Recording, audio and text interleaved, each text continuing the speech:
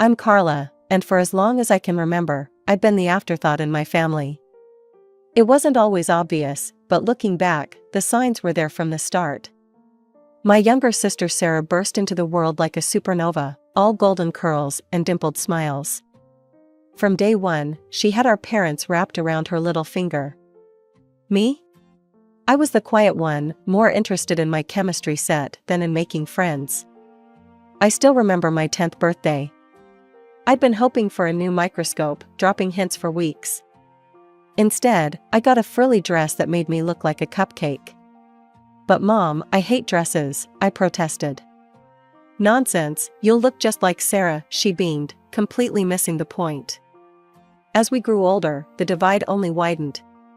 Sarah breezed through school on charm and good looks, while I buried myself in books and science experiments. Did you hear? Sarah's been nominated for prom queen. Mom gushed over dinner one night. That's great, I mumbled, trying to muster some enthusiasm. I won first place in the science fair today. Oh, that's nice, dear, Dad said absently, already turning back to Sarah. So, Princess, have you picked out your dress yet? And so it went, year after year. My achievements, no matter how significant, were always overshadowed by Sarah's latest triumph, no matter how trivial. The state science fair in my senior year was my moment to shine. I'd spent months perfecting my project on sustainable biofuels. When they announced the winners, I could hardly believe my ears. First place goes to Carla Johnson. I was ecstatic. Finally, something even my parents couldn't ignore. Or so I thought. That's great, honey, Mom said distractedly when I told her the news. But we can't make it to the awards ceremony. Sarah has a dance recital that day, and you know how important that is to her. I watched them fuss over Sarah's costume and makeup, my trophy gathering dust on a shelf. It was a bitter pill to swallow, but one I was getting used to. When the acceptance letters started rolling in, I could barely contain my excitement. Full scholarship to a prestigious university? It was more than I dared to hope for. Mom, Dad, I got in. I burst into the living room, waving the letter. Full ride and everything. Mom glanced up from her magazine. That's nice, dear. Sarah, didn't you say you needed help picking out a prom dress? Just like that, my big moment was brushed aside. Again. But, it's a full scholarship, I tried again, my voice smaller this time. Dad patted my shoulder absently. Good job, kiddo. Sarah, Princess, let's go shopping. Can't have you showing up to prom in just anything, can we? I watched them pile into the car, my acceptance letter crumpled in my fist. It was a familiar feeling, but it still stung. Despite the lack of fanfare from my family, I packed my bags and headed off to college with high hopes. For the first time, I was free from Sarah's shadow, free to be just Carla. College was a revelation. Suddenly, my passion for science wasn't weird or nerdy, it was respected, even admired. I threw myself into my studies with renewed vigor, determined to make the most of this opportunity. Meanwhile, Sarah followed the path our parents had always dreamed of. She enrolled in the local community college, more interested in parties than classes. College is so hard, she whined during one of our rare phone calls. I don't know how you do it, Carla. I bit back the urge to point out that maybe if she spent less time partying and more time studying, she might find it easier. Instead, I just mumbled some vague encouragement and changed the subject. It was during my sophomore year that Sarah dropped her bombshell. I'm engaged, she squealed over the phone. Mike proposed last night. Isn't it romantic? Mike. Her high school sweetheart. The guy who'd once asked me if science was like, really hard and stuff. That's great, Sarah, I managed, trying to inject some enthusiasm into my voice. Have you set a date? We're thinking right after graduation, she gushed. Oh, Carla, it's going to be perfect. You'll be my maid of honor, won't you? The wedding was exactly as you'd expect. Sarah was radiant, Mike looked uncomfortable in his tux, and I stood there in my frilly pink nightmare, pasting on a smile for the photos. Isn't this perfect? Mom whispered to me during the reception. This is what every mother dreams of for her daughter. I wanted to ask if she'd ever dreamed anything for me, but I held my tongue. It was Sarah's day, after all. As I threw myself into my studies and later my career, Sarah's life seemed to follow a script straight out of our parents' dreams. Within a year of her wedding, she announced her first pregnancy. "I'm going to be a grandmother." Mom squealed over the phone. "Oh, Carla, isn't it wonderful?" I murmured my congratulations, trying to ignore the implicit question in her voice. "When are you going to settle down, Carla? When will you give us grandchildren?" Emma arrived 9 months later, a bundle of pink blankets and loud cries. I flew home for the weekend, dutifully cooing over my new niece and enduring the not-so-subtle hints from my parents. "You know, Carla," Dad said, bouncing Emma on his knee, "you're not getting any younger. Don't you want this for yourself?" I gritted my teeth. "I'm focused on my career right now, Dad." Mom clucked her tongue. "Career is all well and good, dear, but family is what really matters." I bit back a retort about how they'd never seemed to care much about my career before. Instead, I plastered on a smile and changed the subject. 2 years later, Liam joined the family. Once again, I played the role of the doting aunt, all while fielding questions about my own lack of family. Meanwhile, I was making strides in my career as a biotechnologist. Long hours and hard work paid off, and by 30, I was a senior researcher. My parents' response to this news? A distracted "that's nice, dear," as they cooed over new pictures of Emma and Liam. It was around this time that I decided to buy a house. I'd saved carefully, living frugally while my colleagues splurged on expensive cars and vacations. When I finally found the perfect place, a beautiful 4-bedroom house in a great neighborhood, I was over the moon. "Mom, Dad, I bought a house," I announced during our next phone call. There was a pause on the other end of the line. "A house?" Mom repeated. "All by yourself?"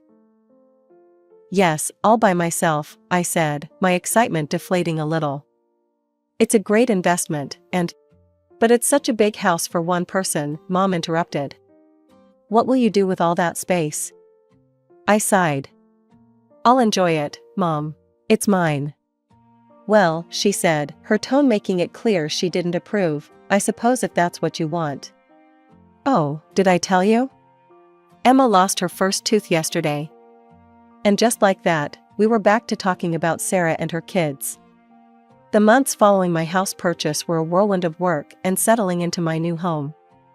I threw myself into decorating, turning each room into a reflection of my personality. It was during this time that I started to feel a shift in my family dynamics.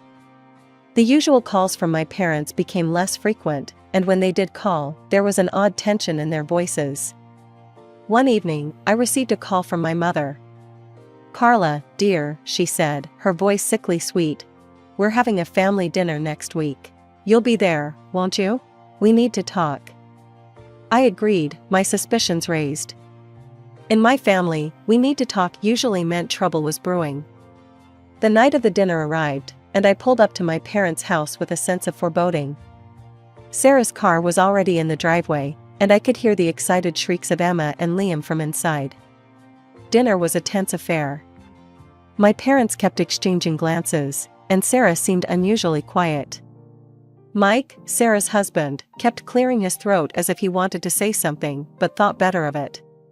Finally, as we were finishing dessert, my father cleared his throat. "Carla, we need to talk about something important."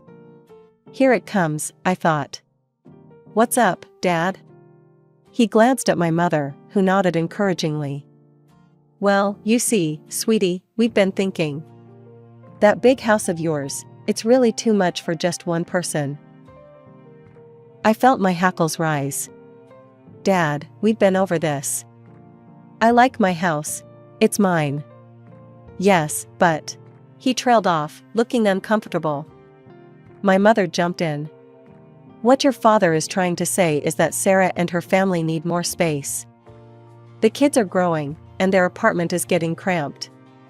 I looked at Sarah, who was suddenly very interested in her plate. Okay, and? And we think, my mother continued, her voice sickly sweet, that since you're single and have no children, you should give your house to Sarah and her family. Just give them the keys and move out. For a moment, I was speechless. I looked around the table, waiting for someone to yell, "Gotcha," and reveal it was all a joke.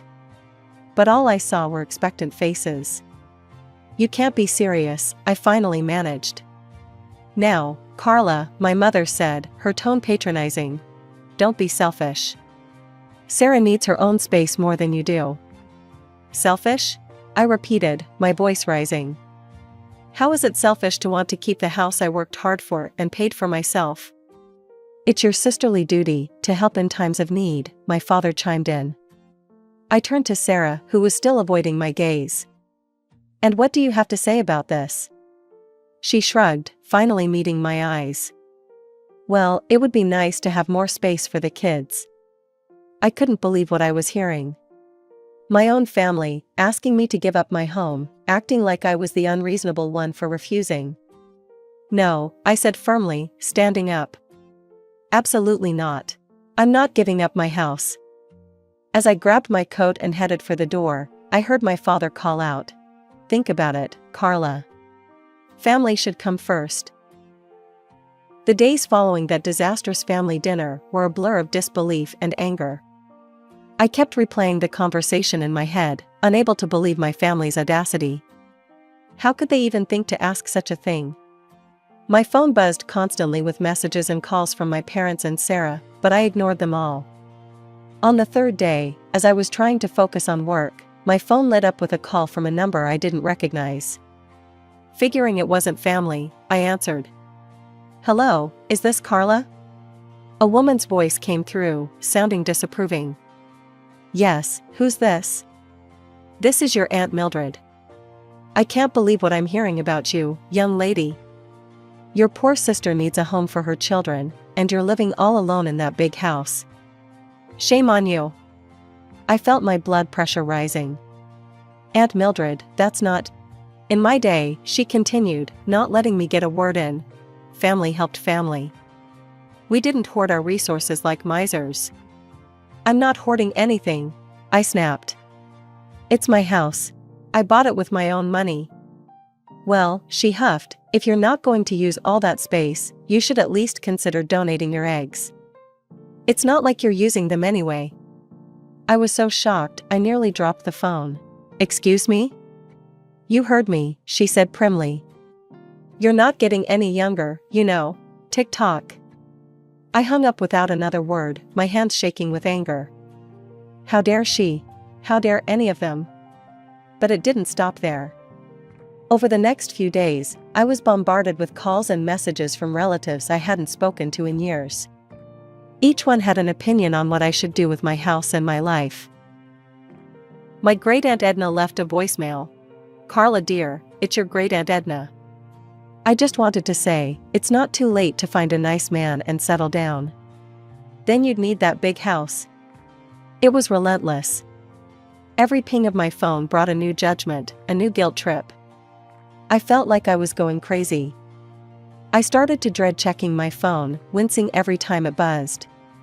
I threw myself into work, staying late at the lab just to avoid going home to more messages. It was during one of these late nights at work that I got sick. Nothing serious, just a bad cold, but enough that my boss insisted I take a few days off to recover. So there I was, curled up on my couch with a box of tissues, feeling miserable both physically and emotionally. My phone had been mercifully quiet for a few hours, and I was just starting to relax when I heard it. A noise at my front door. Like someone was fumbling with the lock. My heart started racing. Was someone trying to break in? I got up as quietly as I could, creeping towards the door. Through the window, I could see figures on my porch. Familiar figures. I yanked the door open, startling the people on the other side. What the hell are you doing? There, caught red-handed, were my parents and Sarah. They looked like deer caught in headlights, frozen in the act of trying to break into my home. My mother was the first to recover. Carla, dear, we were just worried about you. You haven't been answering your phone. So you decided to break into my house? I couldn't keep the incredulity out of my voice. My father at least had the decency to look embarrassed. We didn't think you'd be home. We thought you'd be at work. And that makes it okay? I was practically shouting now. What were you planning to do? Move Sarah in while I was gone? Sarah, who had been quiet until now, spoke up. Carla, you're being hysterical. We were just going to wait for you to come home. I noticed for the first time that there was a car parked behind them, loaded with boxes and furniture. My blood ran cold as I realized the full extent of their plan. You were going to move in, I said, my voice flat. You were actually going to move into my house without my permission. Now, Carla, my mother started, her voice taking on that patronizing tone I knew so well. We've discussed this. Sarah needs the space more than you do. We thought if we just took the initiative. You thought wrong, I cut her off. This is my house, mine. I bought it with my own money, money I earned through hard work. You have no right to it. Just then, I noticed movement out of the corner of my eye. My neighbors, the Johnsons, were peering out their window, clearly concerned by the commotion. Mr. Johnson caught my eye and held up his phone, mouthing, "Police?" I nodded, grateful for their concern. Turning back to my family, I said, "I've called the police. You need to leave. Now." "You wouldn't," my father scoffed. "Your own family?" As if on cue, the sound of sirens filled the air.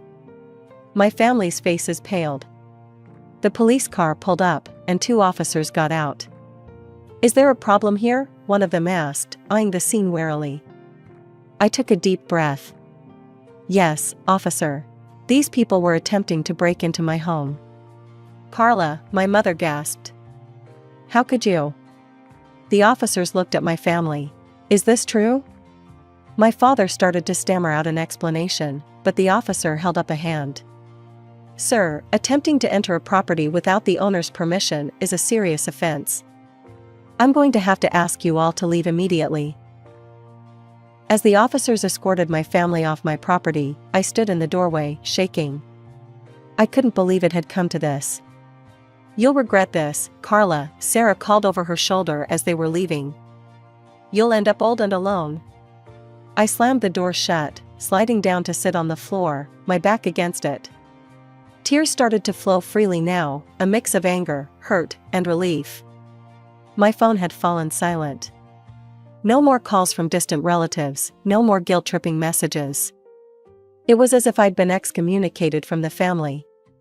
Part of me was relieved, but another part ached for the connection, dysfunctional as it had been.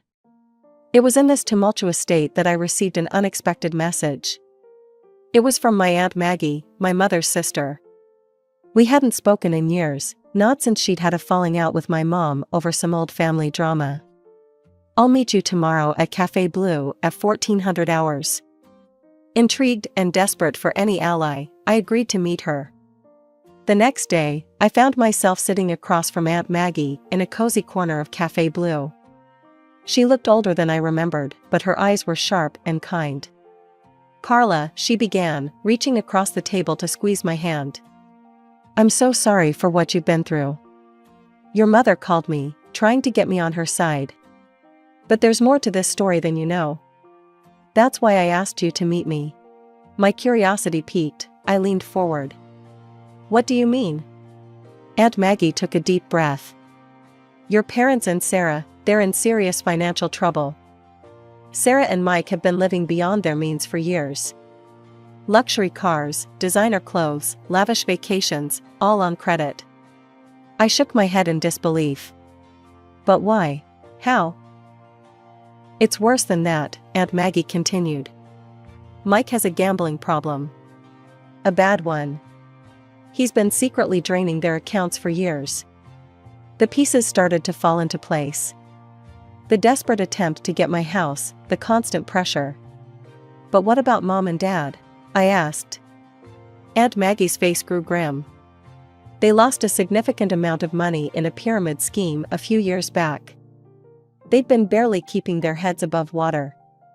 They were planning to move in with Sarah and Mike as soon as they got your house. I sat back, stunned. How do you know all this?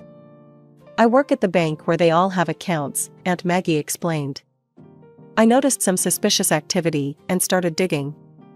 When I confronted your mother about it, she cut me out of the family. My mind was reeling. All this time, while I'd been working hard and saving, my family had been digging themselves into a hole. And they'd tried to drag me down with them. Carla, Aunt Maggie said gently, I know this is a lot to take in. But I think it's time we did something about this situation. If you're willing, I have an idea. Armed with the information Aunt Maggie had shared, we decided to dig deeper.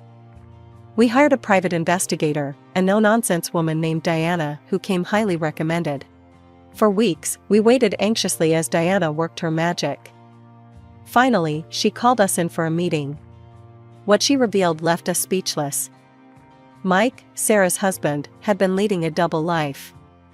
He was involved in an affair with none other than my cousin Jenny, Uncle Bob's daughter. He's been funneling money to her for months, Diana explained, showing U.S. bank statements and hotel receipts. Expensive gifts, weekend getaways, you name it. But where did he get the money? I asked, though I feared I already knew the answer. Diana's face grew grim. From his gambling wins, and from your parents. Aunt Maggie and I exchanged shocked glances. The betrayal ran deeper than we'd imagined.